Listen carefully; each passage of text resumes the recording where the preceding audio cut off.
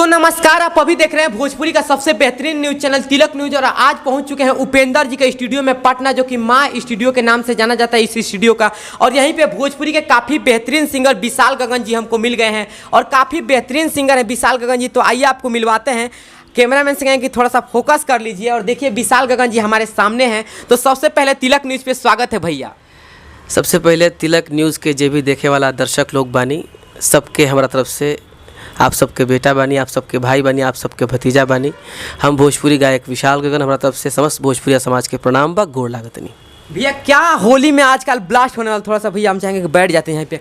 होली में क्या ब्लास्ट होने वाला इस साल 2023 में? अब तो अभी होली के तैयारी हो रहा बा, गाना वाना लिखवावत नहीं जा हमनी के, और जल्द ही गाना लिखा जाई तो रिकॉर्डिंग हमने की करब जा एजा उपेंद्र जी के स्टूडियो में, माँ रिकॉर्डिंग स्टूडियो, जो कि चिरैया टार पुल के बगल में बा।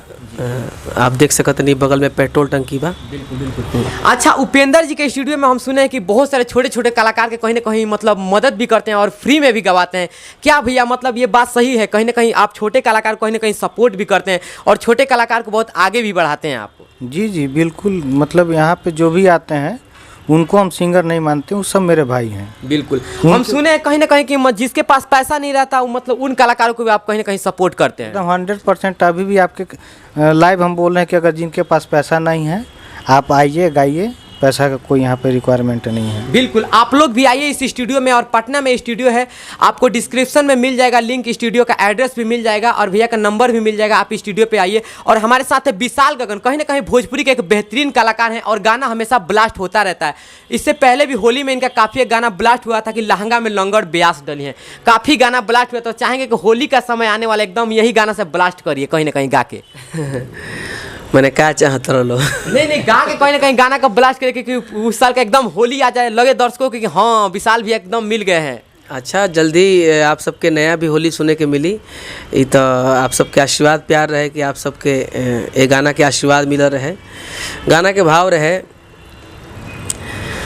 फागुन में होता गवना, ससुरा में बीती होली, के रंगी मोर लहंगा तो के रंगी मोर चोली, चोली में असो कमल बास डली है, बाकी लहंगा में लंगड़ ब्यास डली है। लंगड़ ब्यास मतलब अभियंता। अच्छा, लंगड़ व्यास मतलब अभियंता। अच्छा भैया, मतलब आजकल भोजपुरी में कहीं ना कहीं कंट्रोवर्सी का दौर है और एक कंट्रोवर्सी अभी फिलहाल में ही मतलब खत्म हुई, तब तक दूसरी कंट्रोवर्सी शुरू हो गई है। और कंट्रोवर्सी मतलब सिंगरों के एज को लेकर है। आप सुने होंगे शायद कंट्रोवर्सी के बारे में। अच्छा, एज से क्या मतलब बा? गायकी से ना मतलब बा? नहीं बिल्कुल, मतलब जैसे भोजपुरी के एक सिंगर हैं खेसारी लाल जी, जो कि भोजपुरी के मतलब आदरणीय सिंगर हैं और बहुत ही बेहतरीन सिंगर हैं। उनके द्वारा मतलब एक इंटरव्यू में कहा जाता है कि मतलब पवन भैया का नाम तो नहीं लिया जाता, लेकिन टारगेट कहीं ना कहीं पवन भैया पे ही किया जाता है। और कहा जाता है कि मतलब वो थोड़ा सा मतलब उनका एज हो गया तो थोड़ा अंकल टाइप के लगते हैं, तो मतलब मॉडल के साथ मतलब हीरोइन के साथ जचते नहीं हैं। तो इस विषय पे आप क्या कहिएगा? कहीं ना कहीं देखिए, सब अपनी जगह पे हैं। खेसारी लाल जी भी बहुत ही मेहनती कलाकार हैं, बहुत ही अच्छा मेहनत करते हैं, मंच परफॉर्मेंस उनका अच्छा लगता है हमको। और हम किसी का बुराई नहीं कर रहे हैं, लेकिन इतना ज़रूर जानते हैं जो अच्छा गाता है उसको अच्छा कहना चाहिए। तो गायकी में शुरू से ही पवन भैया का जवाब नहीं खे, शेर शेर होला, शेर के मांस दियल छोड़ दे तो थोड़ी बुढ़ा जाई। नहीं, बात यहाँ पे है कि देखिए पवन सिंह 37 साल उनकी उम्र है और 36 साल खेसारी लाल जी की उम्र है। दोनों मतलब भोजपुरी कलाकार की सेम उम्र सेम ही है, लेकिन किसी एक कलाकार को मतलब बूढ़ा करके मतलब जैसे मतलब अंकल बोल के टारगेट करना कहाँ तक ये सही है? कहा चाह तरह मैंने हम फिर आ जाई, हम कुछ बोल दे तो कुछ दिक्कत हो जाए। मतलब आप एक भोजपुरी के बेहतरीन सिंगर हैं, मैं आपको बताऊं दर्शकों को, तो मतलब इस विषय पे आप क्या कहिएगा? कुछ नहीं कहेंगे, जो अच्छा गाएगा, अच्छा मेहनत करेगा, वो खूब आगे बढ़ेगा। देखिए, हम लोग अपने गीत संगीत में लगे हुए हैं, वो अपना अलग गा रहे हैं, वो अपना अलग गा रहे हैं। हाँ, लेकिन जो अच्छा है हम उनको शुरू से अच्छा बोलते हैं। हम तो बोल ही रहे हैं, आज भी बोल रहे हैं।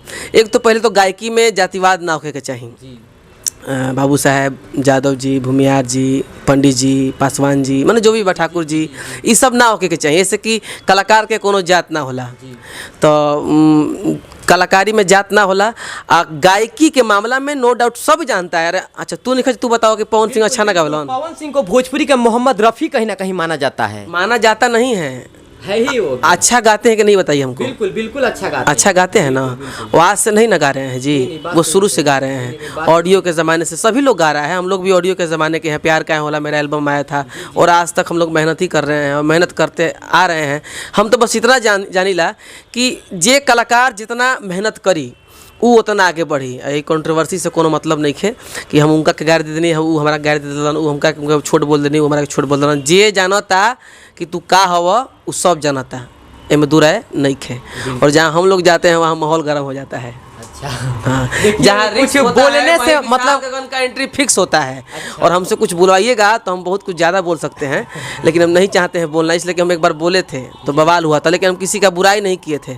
अब उपेंद्र जी के स्टूडियो में अच्छा म्यूज़िक बनता है तो हम अच्छा ही ना कहेंगे, ख़राब कैसे कह देंगे। जी जी बहुत लोग म्यूज़िक डायरेक्टर हैं जिनको हारमोनियम बजाना नहीं आता है, वो काट पेस्ट कह के मैं अपन बजा दिलन से हो गई, लेकिन का देखिए, कहब। बोलने से कहीं ना कहीं बचते नजर आ रहे हैं विशाल गगन। और विशाल भैया कहीं ना कहीं आपको, चलिए इस मुद्दे को हटाते हैं, कहीं ना कहीं कंट्रोवर्सी से दूर रहते पहले हम डेराई लाना, हैं। जी हमारा प्रोग्राम देख ली हो। बिल्कुल बिल्कुल, कहीं ना कहीं आप बाघवा जिला के शेर आपको कहा जाता है। बाघवा जिला के छोड़िए, बाघवा जिला से मतलब हमारा सब जिला बराबर है मेरे लिए, ठीक है ना। लेकिन हम किसी से डरते नहीं, हम अपनी गायकी के बदौलत यहाँ तक आए हैं और हम मेहनत के बदौलत यहाँ तक आए हैं और सवेरे से लेकर रात तक मेहनत करते हैं और बस गायकी पे ध्यान देते हैं, इधर उधर का बात हम नहीं करते हैं। हाँ, लेकिन जो अच्छा रहेगा कि आप में चश्मा अच्छा लग रहा है तो हम अच्छा कहें कि अच्छा लग रहा है। चलिए, बहुत अच्छी बात है। अच्छा भैया, कहीं ना कहीं आपको मतलब ना एक मतलब ऐसा मतलब आप कहीं ना कहीं हमेशा दर्द में क्यों डूबे रहते हैं और दर्द के ही एल्बम से आपको कहीं ना कहीं पहचान मिला है। तिलक न्यूज लेके आई, बड़ा ही पुस्तक भेजा और तिलक कहिया चढ़ी। और ये भी मैटर पे हम कहीं ना कहीं बात करेंगे, विशाल भैया के शादी का भी अपडेट देंगे। लेकिन कहीं ना कहीं आप इतना दर्द का एल्बम क्यों गाते हैं? मतलब ज़्यादातर स्टेज शो पे भी दर्द गाने को लेकर जाना जाता है, क्या मतलब दिल उल टूटा था क्या आपका भी? नहीं, देखिए, दिल प्यार किसने नहीं किया सर। प्यार अपनी माँ से एक बेटा करता है, प्यार अपने बाप से करता है, अपने भाई से करता है, तो प्यार कई किस्म के बात। अब पब्लिक सुन लीजिए, अब पूरा बात सुन लीजिए। अब लड़का लड़की के बात तो लड़का लड़की सुन कही। अब बाबूजी के मैटर बा गौले बनी, माई के मैटर बा गौले बनी, देश के बात बा उहो गौले बनी, नचनिया से फसल सैया उहो गौले बनी, कुसुम रंग सड़िया राजा जी बेलाउज एगो करिया राजा जी उहो गौले बनी। तो बहुत सारा गाना गवाइल बा, लेकिन प्यार वाला बात ऐसे होला कि प्यार वाला बात ज़रा पाने की चाहत में बहुत कुछ छूट जाता है। नदी का साथ देता हूँ समंदर रूठ जाता है। मोहब्बत लिखने और पढ़ने में आसान दिखती है साहब, मोहब्बत को निभाने में अच्छों का पसीना छूट जाता है। और ये सब गाना कभी पुराना नहीं होगा, इसलिए हम लोग गाते हैं कि थोड़ा सा ये आजीवन चले। 2 दिन वाला ना कि आई लग गोइल चल गइल रहर में भुलाइल बा। चाहेंगे कहीं ना कहीं एक मतलब वही मतलब अंदाज में एक वही गाना मतलब दर्द वाला होना चाहिए।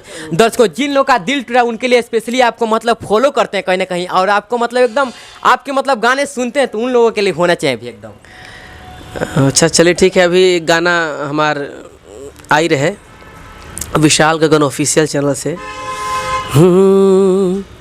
जाई है मनाव जा घट घटना सनना, जाई है मनाव जा घट घटना सनना, तोहर शादी मोर श्राद्ध ना करे पड़ जाए, तोहर शादी मोर श्राद्ध ना करे पड़ जाए, तब भगवान ना करस के दिनवा लड़ जाए, हो भगवान ना करस के दिनवा लड़ जाए। बिल्कुल, देखिए अपनी गायकी से कहीं ना कहीं समा बांध देते हैं विशाल गगन जी, और एक बेहतरीन कलाकार हैं। चाहेंगे एक गाना और होना चाहे कुसुम रंग सड़िया राजा जी, जो कि स्टेज पे एकदम आप कहीं ना कहीं इस गाने को हमेशा गाते हैं। पैसा सब बनी नो तो हमारा के दे दिया। देखिए एकदम बिल्कुल भैया कहीं ना कहीं आज खुश है, स्टेज पे गाना कहीं ना कहीं गाते हैं, तो ये गा के दर्शकों को सुने भी आज। देवा नु बिल्कुल ये गाना होना चाहिए। हाँ, हंसी मजाक होके चाहिए। बिल्कुल तीन चश्मा देखी तार कैसा लगा था? ये देखिए कहीं ना कहीं विशाल जी के लिए चश्मा आज दिया जा रहा है। ये चश्मा पहन के हम कहीं ना कहीं इंटरव्यू करेंगे, और आप सब थोड़ा देख के बताइए कि ये चश्मा मेरे अंदर कैसा लग रहा है, और कमेंट में ही बताएगा। तो देखिए विशाल भी एकदम कबीर सिंह के अंदाज में लग रहे हैं आज। दड़िया कम हो गई भजिया शेर। अवतार कई के नौकरिया, अवतार कई के नौकरिया, हर की जाके किन लिहा तू बजरिया, कुसुम रंग सड़िया राजा जी ब्लाउज गो करिया राजा जी, कुसुम रंग सड़िया राजा जी, ब्लाउज गो करिया राजा जी। कहाँ गंदा बा, लेकिन तबो ऐसा कोनो भोजपुरी में कलाकार नहीं खन जे ना गौले होई। बिल्कुल बिल्कुल। तो हम अतने जानत नहीं कि जात पात से पहले समस्त भोजपुरिया समाज से यह विनती बा, चाहे वो कौनो बिरादर के होकस, जात पात से उठ के एक कलाकार को देखिए। एक कलाकार को जो मेहनत करता हो, चाहे हम हो चाहे दुनिया का कोई भी कलाकार हो भोजपुरी में, आप लोग उसको अपना प्यार आशीर्वाद दीजिए। ये जातिवाद में मत फंसिए, कुछ सब बर्बाद हो जाएगा भोजपुरी। इधर का उधर बात मत सुनिए, बस अपना देते देखते रहिए और अपना आशीर्वाद प्यार देते रहिए बस। और लेकिन जो अच्छा है उसको अच्छा कहने की हिम्मत रखिए बस। अच्छा विशाल भैया ये बताए कि सभी भोजपुरी के कलाकार शादी कर लिए, चाहे मतलब गुंजन सिंह हो, रितेश पांडे हो या राकेश मिश्रा, आप कब शादी कर रहे हैं? हम तो बेवफा हो गए बनी। देखिए गुंजन कभी देखिए कहीं ना कहीं लग रहा है कि एकदम मतलब दर्शकों को बताइए कहीं ना कहीं कि आप कब शादी कर रहे हैं? हम बुढ़ाई ना। अच्छा हाँ तो मतलब इसका मतलब शादी वादी करिएगा कि ना करिएगा? हम जवाने बानी, मारा 50 गो डिप्स अभी है मेरा। हाँ आ जवानी से के मेहनत करीला, डाइट लिहिला तो मेहनत कर लेता। जवानी बा भाई, अभी बुढ़ापा थोड़े आइल बा। देखो तरह के भी सलमान खान के ब्याह ना भाई। अच्छा तो मतलब सलमान खान जब शादी करेंगे तब वही करेंगे का आप? जरूरी थोड़ी बा। मेरे को बात जैसे करनी है अभी मतलब कुछ मतलब ऐसा है मतलब शादी वादी के लेकर के? अभी नहीं। अच्छा अभी अपडेट नहीं है कुछ? हाँ क्यों मिली तो ठीक बा, ममिला अड़सी। अच्छा अभी कोई मिला नहीं है फिलहाल? ना मान के चलो ये ना गोले बनी, रोजे दिन सहटा में रांची को बोटाटा में रहता बुक मुदैया, नचनिया से फसल रे मोरा सैया। तो आ जाई तो वह बतिया कहे लगी, तो ऐसे अभी सुरक्षित बानी, सेफ बानी। क्यों पूछे वाले नहीं कि हेलो कहाँ हो डार्लिंग, कहाँ हो जान, कहाँ हो बाबू, कहाँ हो सोना। अभी टेंशन फ्री बनी, जहाँ मन तहाँ, जहाँ सांझ तो है बिहान। अच्छा दर्शकों को मैं बता दूं कभी बाबू सोना से काफी दूर है विशाल गंगा जी, और विशाल गंगा जी सिंगल है कहीं ना कहीं, अभी सिंगल ही है ना भैया? तो क्या कहें मतलब अभी तो डबल नहीं हुए हैं ना। डबल कहें गजब हाल है, कुछ मिलवा दीजिएगा तो डबल हो जाएंगे। अच्छा विशाल भैया एक मैटर और आपसे पूछेंगे कि आप बिलोंग कहाँ से करते हैं, कहाँ के रहने वाले हैं? हम बिहार के रहने वाले हैं और यूपी मेरा गांव है। तो बिहार और यूपी हम दोनों जगह के हैं। वैसे मेरा गांव देवरार मनियर हुआ, देवरार मेरा गांव हुआ मनियर के बगल में, और बक्सर मेरा घर है जहाँ शुरू से हम रह चुके हैं। वहाँ पैदाइशी है मेरी। दिल्ली में भी मकान था हम लोग का, वहाँ बेच के हम लोग बक्सर में आ गए, बक्सर में रहने लगे। तो ख़ास तौर से भी बक्सर हैं, बक्सर के रहने वाले हैं, बस यही कह सकते हैं।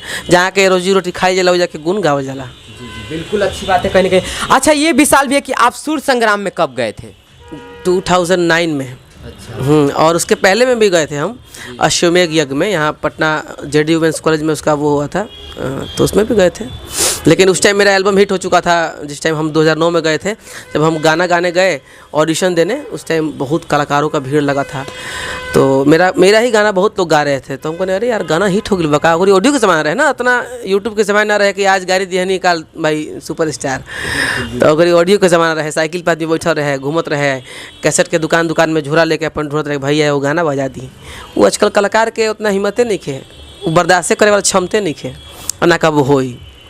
लोग आवा तक एक गाना गाई बस सुपर स्टार हो जाए, आ खेत बेच के हम सुपर स्टार हो जाए, तो कुछ होके वाला नहीं के। जब तक आप में गायकी नहीं रहेगी, जब तक आप में क्षमता नहीं रहेगी, तब तक आप सुपर स्टार अपने मुंह से कहने से नहीं हो जाएगा।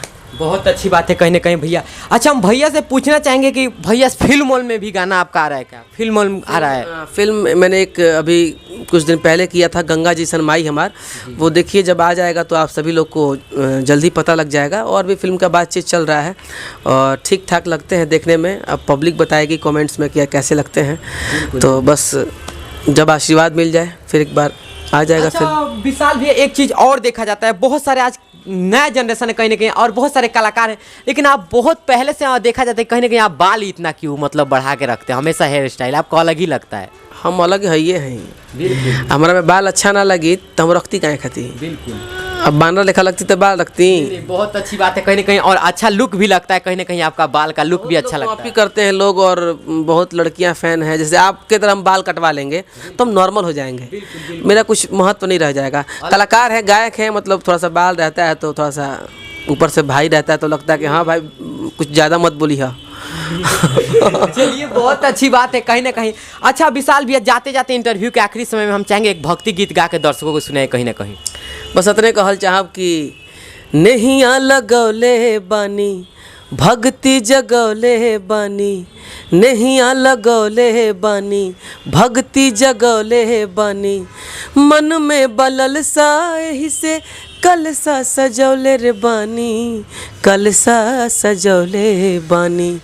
हो विश्वास बाटे आस के पुराई जाई तू, माई हो हम बोलावा तानिया आई जाई तू। बहुत अच्छी बात। तो देखिए अभी हमारे साथ थे भोजपुरी के काफ़ी बेहतरीन कलाकार विशाल गगन जी। तो अभी हम फिलहाल थे जो कि पटना में, और पटना में हम थे माँ स्टूडियो में। तो अगर आपको यह वीडियो पसंद आए तो हमारा चैनल सब्सक्राइब कर लीजिए। जय हिंद, जय भोजपुरी समाज। और आप बने रहिए चश्मा बॉय के साथ ही साथ तिलक न्यूज़ पे अगला अपडेट भी आपको देते रहेंगे।